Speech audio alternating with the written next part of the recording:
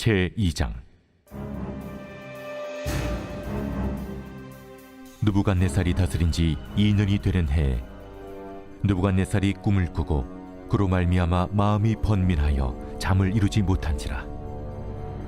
왕이 그의 꿈을 자기에게 알려주도록 박수와 술객과 점쟁이와 갈대아 술사를 부르라 말하매 그들이 들어가서 왕의 앞에 선지라. 왕이 그들에게 이르되, 내가 꿈을 꾸고 그 꿈을 알고자 하여 마음이 번민하도다. 갈대아 술사들이 아람말로 왕에게 말하되, 왕이여 만수무강하옵소서. 왕께서 그 꿈을 종들에게 이르시면 우리가 해석하여 드리겠나이다. 내가 명령을 내렸나니 너희가 만일 꿈과 그 해석을 내게 알게 하지 아니하면 너희 몸을 쪼갤 것이며 너희의 집을 거름더미로 만들 것이요 너희가 만일 꿈과 그 해석을 보이면 너희가 선물과 상과 큰 영광을 내게서 얻으리라. 그런즉 꿈과 그 해석을 내게 보이라. 원하건대 왕은 꿈을 종들에게 이루소서. 그리하시면 우리가 해석하여 드리겠나이다. 내가 분명히 아노라.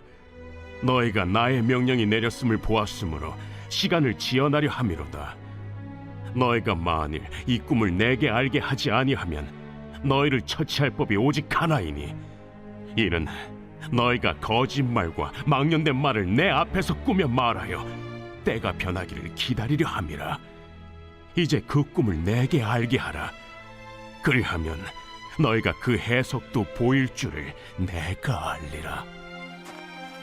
세상에는 왕의 그 일을 보일 자가 한 사람도 없으므로 어떤 크고 권력 있는 왕이라도 이런 것으로 박수에게나 술객에게나 갈대아인들에게 물은 자가 없었나이다. 왕께서 물으신 것은 어려운 일이라 육체와 함께 살지 아니하는 신들 외에는 왕 앞에 그것을 보일 자가 없나이다. 왕이 이로 말미암아 진노하고 통분하여 바벨론의 모든 지혜자들을 다 죽이라 명령하니라. 왕의 명령이 내림에 지혜자들은 죽게 되었고 다니엘과 그의 친구들도 죽이려고 찾았더라. 안녕하십니까, 사랑하는 큰수교회 가족 여러분. 8월 5일 큰수교일 말씀 시작하겠습니다. 오늘 본문은 다니엘서 2장 1절부터 13절까지의 말씀입니다. 느부갓네살 왕이 2년 다스린 지 2년이 되던 해에 그의 박수와 술객과 점쟁이와 갈대아 술사들에게 자신의 꿈을 맞추라 하는 이야기였죠. 그리고 꿈의 내용도 가르쳐주지 아니하거니와 꿈의 내용도 맞추고 꿈의 해석까지 하라고 하는 그러한 장면입니다. 이게 참으로 어이없죠. 알 수 없는 꿈을 맞추고 또 그 꿈에 대한 해석까지 내어놓으라고 느부갓네살 왕이 이야기하는 것입니다.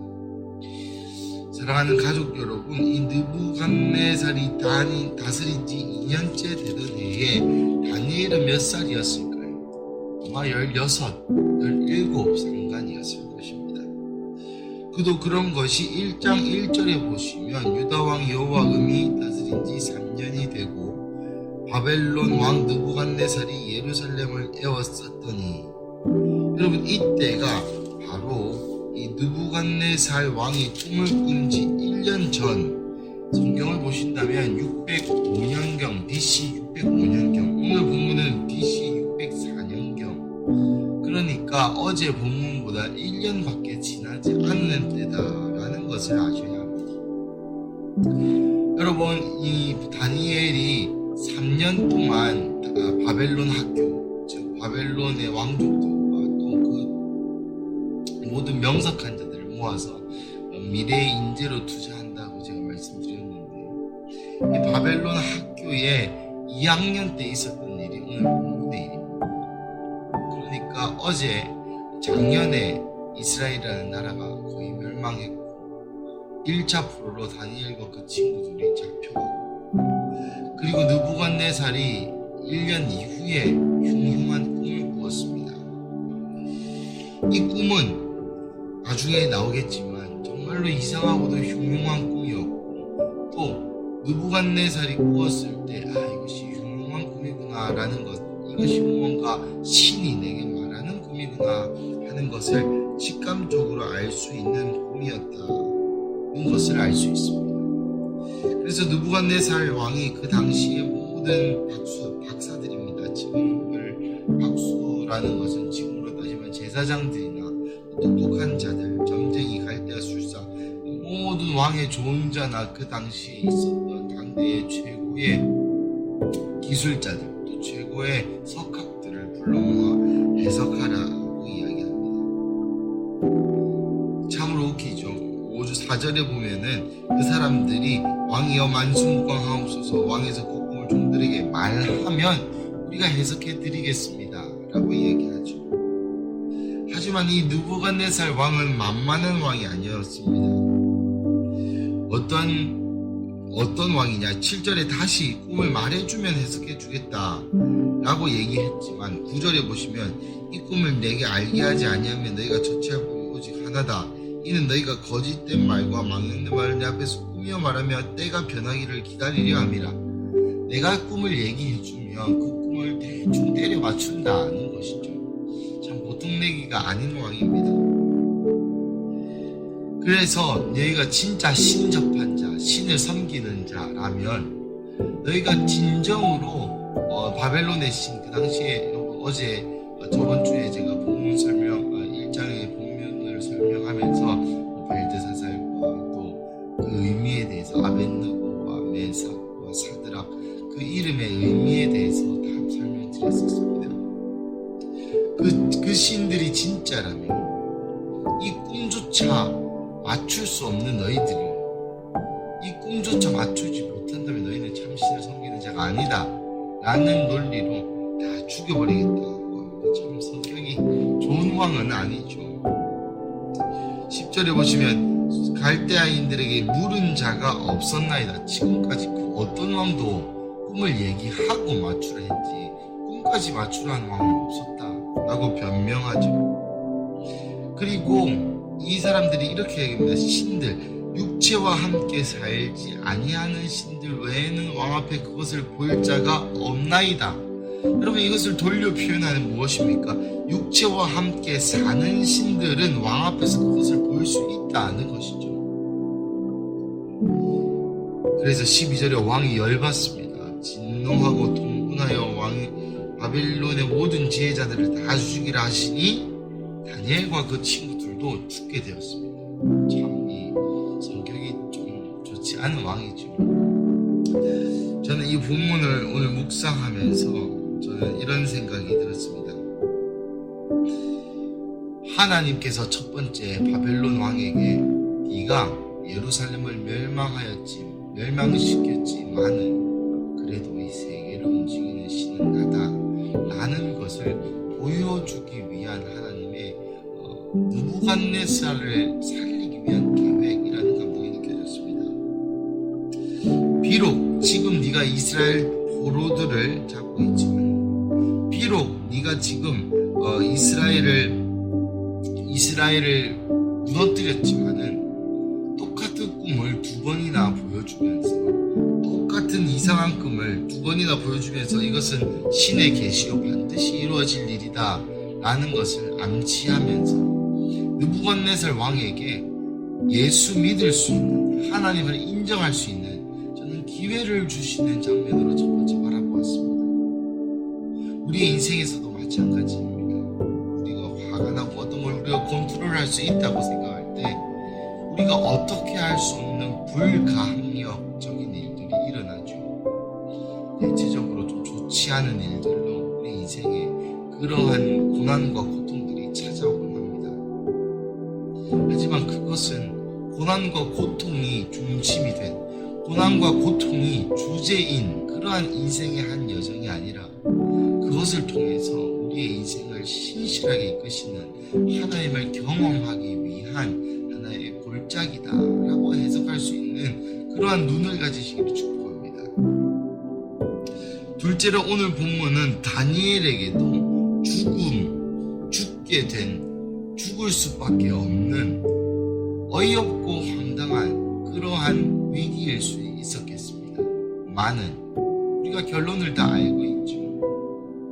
결국 이 모든 것을 통하여 갈대아 사람들의 입에서 나온 것처럼 육체와 함께 사는 신들이다. 육체와 함께 사는 신, 즉 여호와 하나님께서만 참 신이다라는 것을 이 모든 이야기를 통하여 드러낼 수 있는, 오히려 하나님의 영광을 드러낼 수 있는 좋은 기회가 되는 것입니다. 결국 느부갓네살의 개인의 인생을 통하여서도, 죽게 된 다니엘의 인생을 통하여서도 결국 드러나는 것은 여호와 하나님인 것이죠. 그래서 오늘 본문을 통하여 느부갓네살이 조금 성격이 이상해서 또 이상한 흉흉한 꿈을 꾸어서 이런 신의 계시와 같이 여겨지는 것들을 경험하고 마음이 불안하고 고난 중에 있는 것 같아 보이는 이야기도, 죽게 되어진 다니엘의 이야기도 결국 하나님께서 반전시켜 하나님의 영광을, 또 느부갓네살에게는 구원을 허락하시는 그런, 알고 보면 참으로 은혜인 본문인 것입니다. 말씀을 마무리하겠습니다. 사랑하는 가족 여러분, 우리 인생 가운데도 그런 시절들이 있을 것입니다. 눈앞에 포장지가 좋지 못한, 눈앞에 포장지가 고난과 고통으로 쌓여진 그 안에는 반전이 있는 선물들, 여러분 인생을 살다가 한 번씩 다 경험해보지 않았습니까? 사실 내 인생의 가장 고통스러웠던 순간이 하나님과 가장 친밀하였던 순간이었고, 그 가장 고통스러웠던 순간에 예수님의 사랑, 하나님의 신실하게 이끄시는 인도와 보호하심을 경험했던 우리 아니겠습니까? 그러니 그 신실하셨던 하나님께서 앞으로도 우리의 삶을 신실하게 인도하신다는 것을 믿으며, 오늘도 여러분 삶 가운데 고난과 고통과 다니엘처럼 느부갓네살처럼 두렵고 떨리고 죽을 것 같은 그러한 상황에 놓여 있다면 우리의 눈을 들어 하나님을 보시고 신실하게 우리의 인생을 이끄시는 하나님을 신뢰함으로 이것을 통해서 하나님의 영광을 나타내실 것을 기대하며 반전의 하나님을 바라보는 그런 하루 되시기를 주님의 이름으로 축복합니다. 우리 함께 기도하시겠습니다. 사랑하는 하나님, 감사합니다. 오늘 본문을 통하여 반전의 하나님을 꿈꾸게 하시니 감사합니다. 느부갓네살을 구원하실 계획이셨던 하나님, 또 다니엘의 죽음의 위기를 여호와 이스라엘 하나님, 이 참신이다라는 것을 드러내는 영광으로 죽을 것 같은 위기를 반전시켜 결국 하나님의 이름을 드러내는 계기로 삼으시니 주님 감사합니다. 우리 인생에도 죽음의 그림자의 골짜기를 걷는 것 같은 그러한 시즌에 있는 우리 가족들이 있습니다.